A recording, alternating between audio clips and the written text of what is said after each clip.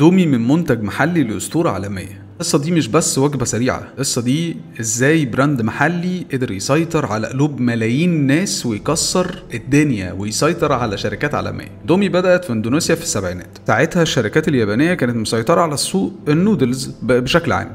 المنتج كان موجود بس ما كانش مرتبط بثقافة محلية. اندومي بقى عملت حاجة عبقرية جدا، خدت المنتج عدلته على ذوق الناس، نكهات محلية، بهارات، حتى طريقة الطبخ أسهل وأسرع تناسب حياتهم اليومية. الأهم إن اندومي ما قدمتش نفسها كوجبة رخيصة وخلاص، قدمت نفسها كوجبة لكل بيت. اعلاناتهم كانت بتوري العيلة الاندونيسية هي بتتجمع حوالين المائدة بس بشكل عصري وخفيف، والنتيجة اندومي سيطرت على السوق وبعدها بدأت تصدر للعالم كله، من نيجيريا لمصر لحد السعودية. اندومي النهاردة مش مجرد اسم، اندومي بقت تصنيف، زي ما احنا في مصر ما بنقول على بيبسي هي نفسها كوكاكولا وبيبسي، الناس بقت تقول اندومي هي اي حاجة نودلز هي اندومي.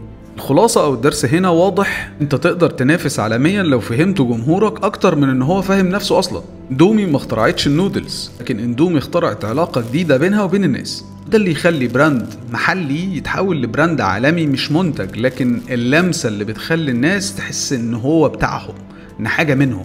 لو عايز تشوف حاجات بالذكاء الاصطناعي او تشوف حاجات ليها علاقة بتاريخ الاعلانات وتاريخ البراندات، تابعني.